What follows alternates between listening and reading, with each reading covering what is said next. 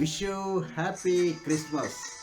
ಮಕ್ಕಳೇ, ನಾವು ಈಗ ಕ್ರಿಸ್ಮಸ್ ಸೀಸನ್ಗೆ ಬಂದಿದ್ದೇವೆ ಅಲ್ವಾ? ಎಲ್ಲರಿಗೂ ಖುಷಿ. ಯಾಕಂತ ಹೇಳಿದ್ರೆ ಚರ್ಚ್ಗಳಲ್ಲಿ, ಸಂಡೇ ಸ್ಕೂಲ್ನಲ್ಲಿ ಕ್ರಿಸ್ಮಸ್ ಪ್ರಾಕ್ಟೀಸ್, ಮನೆಯಲ್ಲಿ ಕ್ರಿಸ್ಮಸ್ ಹಾಡುಗಳು, ಹೊರಗಡೆ ಹೋದರೆ ಎಲ್ಲಿ ಹೋದ್ರೂ ಕ್ರಿಸ್ಮಸ್ ಕ್ರಿಸ್ಮಸ್ ಕ್ರಿಸ್ಮಸ್ ಅಲ್ವಾ? ಹಾಗೆ ಈ ಸಮಯದಲ್ಲೂ ಸಹ ನಿಮ್ಮೆಲ್ಲರಿಗೂ ಮತ್ತೊಮ್ಮೆ ವಿಶ್ ಯು ಹ್ಯಾಪಿ ಕ್ರಿಸ್ಮಸ್.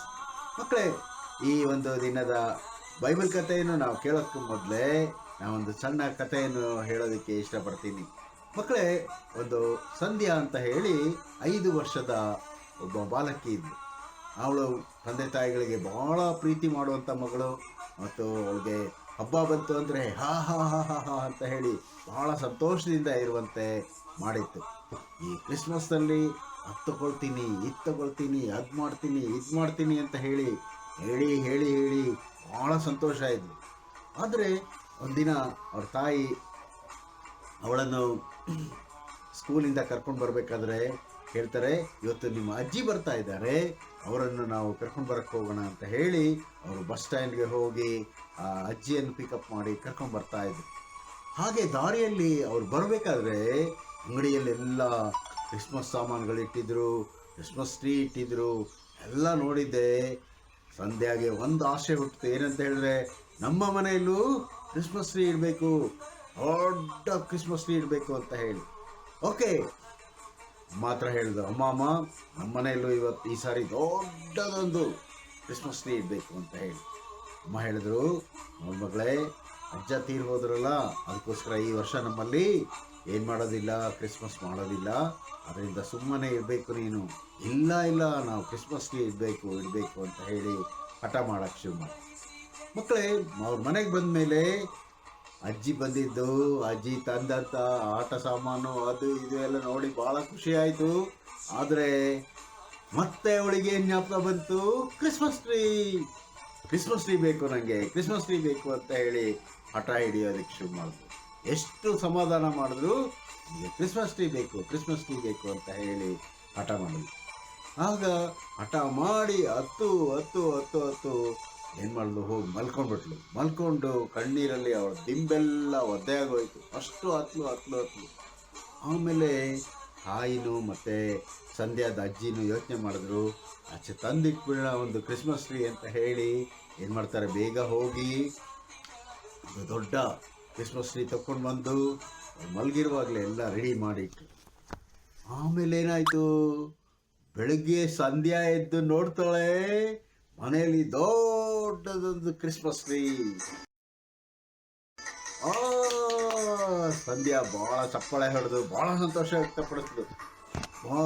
ನಮ್ಮ ಮನೆಯಲ್ಲಿ ಇಷ್ಟು ದೊಡ್ಡ ಕ್ರಿಸ್ಮಸ್ ಟ್ರೀ, ಎಲ್ಲ ಸಾಮಾನೆಲ್ಲ, ಇದು ಗಿಫ್ಟ್ ಎಲ್ಲ ಫಿಕ್ಸ್ ಆಗಿದೆ ಅಂತ ಹೇಳಿ ಭಾಳ ಸಂತೋಷ.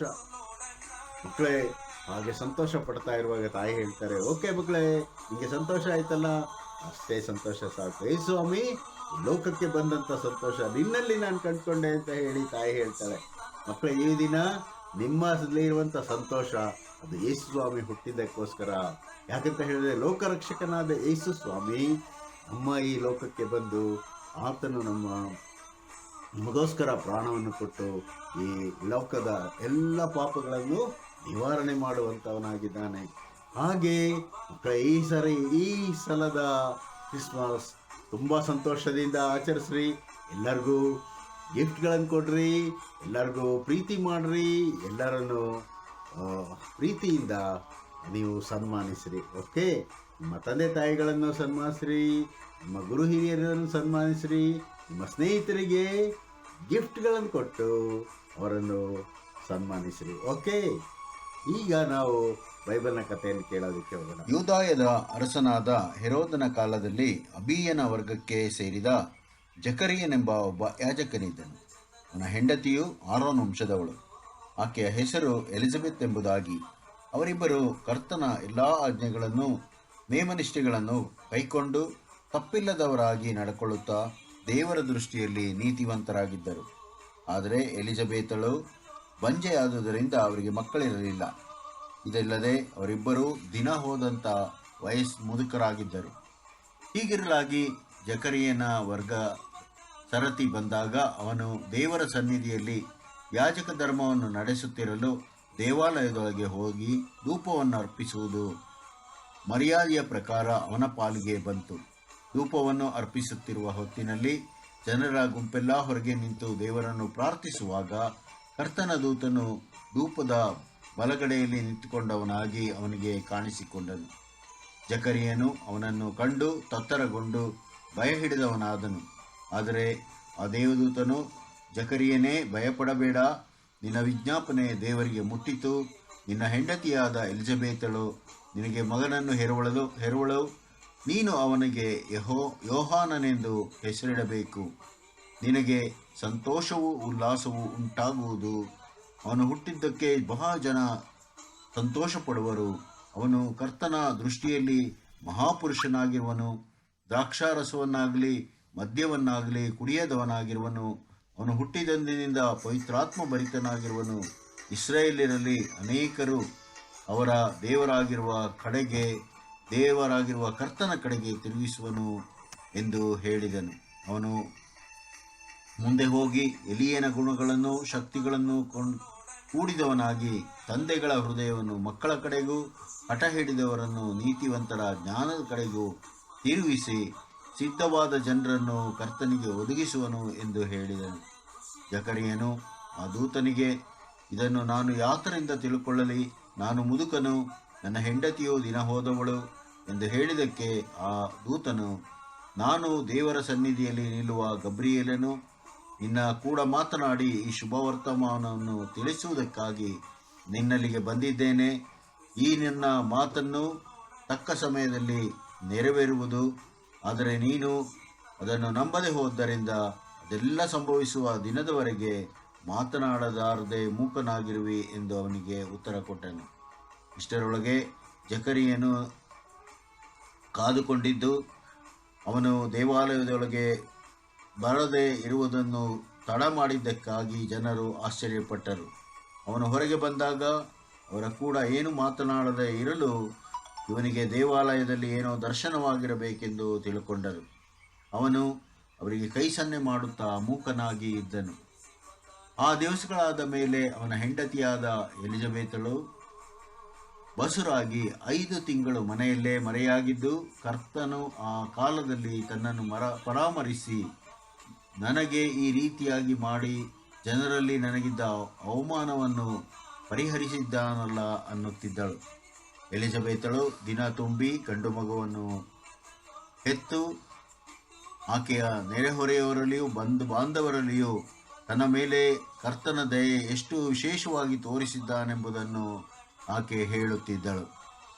8ನೇ ದಿನದಲ್ಲಿ ಮಗುವಿಗೆ ಸುನ್ನತಿ ಮಾಡಿಸುವುದಕ್ಕಾಗಿ ಜಕರಿಯನು ತಂದೆಯ ಯಾರ ಹೆಸರನ್ನು ಇಡಬೇಕೆಂದು ಆಲೋಚನೆ ಮಾಡುತ್ತಿರುವಾಗ ತಾಯಿಯು ಆತನಿಗೆ ಯೋಹಾನನೆಂದು ಹೆಸರಿಡಬೇಕೆಂದು ಹೇಳಲು, ಅವರು ನಿನ್ನ ಬಂಧು ಬಾಂಧವರಲ್ಲಿಯೂ ಈ ಹೆಸರಿನವರ ಒಬ್ಬರೂ ಇಲ್ಲವಲ್ಲ ಎಂದು ಆಕೆಗೆ ಹೇಳಿ ಅದಕ್ಕೆ ಏನು ಹೆಸರಿಡಬೇಕೆಂದು ತಂದೆಯನ್ನು ಕೇಳಲು ಅವನು ಒಂದು ಹಲಿಗೆಯನ್ನು ತರಿಸಿ ಯೋಹಾನನೆಂದು ಹೆಸರಿಡಬೇಕೆಂದು ಬರೆದನು. ಅದಕ್ಕೆ ಜನರೆಲ್ಲರೂ ಆಶ್ಚರ್ಯಪಟ್ಟರು. ಕೂಡಲೇ ಅವನಿಗೆ ಬಾಯಿ ಬಂತು, ನಾಲಿಗೆ ಸಡಲವಾಯಿತು. ಹೀಗೆ ನೆರೆಹೊರೆಯವರೆಲ್ಲರಿಗೂ ಈ ವಿಷಯವನ್ನು ಕೇಳಿ ಭಯ ಹೆದರಿಕೆ ಉಂಟಾಯಿತು. ಈ ಸಂಗತಿಗಳನ್ನು ಕುರಿತು ಯೂದಾಯದ ಮಲೆನಾಡಿನಲ್ಲೆಲ್ಲ ಮಾತನಾಡಿಕೊಂಡಿದ್ದರು.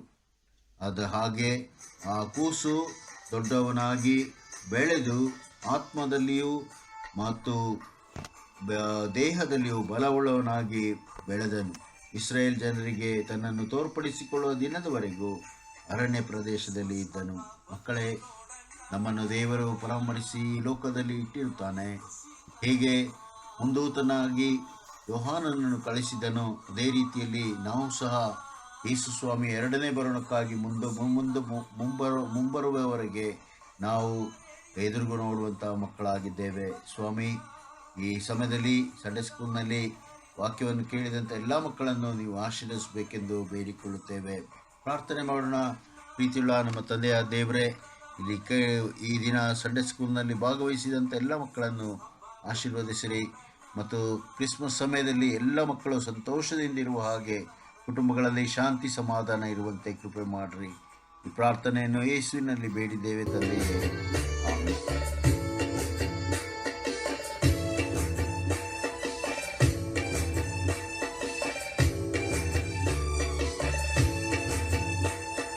ಕ್ರಿಸ್ಮಸ್ ಹಬ್ಬ ಬಂತು ನೋಡಣ್ಣ, ಭೂಮಿ ಮೇಲೆ ಖುಷಿ ತಂತಣ್ಣ. ಕ್ರಿಸ್ಮಸ್ ಹಬ್ಬ ಬಂತು ನೋಡಣ್ಣ,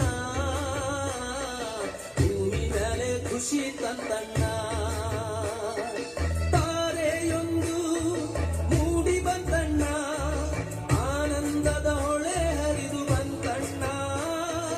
ತಾರೆಯೊಂದು ಮೂಡಿ ಬಂತಣ್ಣ, ಆನಂದದ ಹೊಳೆ ಹರಿದು ಬಂತಣ್ಣ. ಕ್ರಿಸ್ಮಸ್ ಹಬ್ಬ ಬಂತು ನೋಡಣ್ಣ, ಭೂಮಿ ಮೇಲೆ ಖುಷಿ ತಂತಣ್ಣ.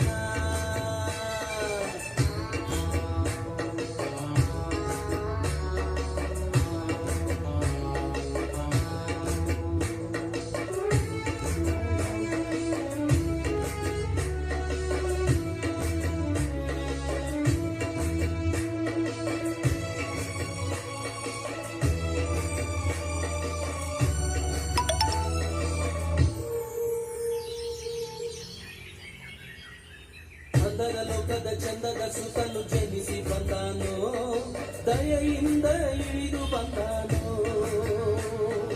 ಅಂದದ ಲೋಕದ ಚಂದದ ಸುತನು ಜನಿಸಿ ಬಂದಾನೋ, ದಯೆಯಿಂದ ಇಳಿದು ಬಂದಾನೋ.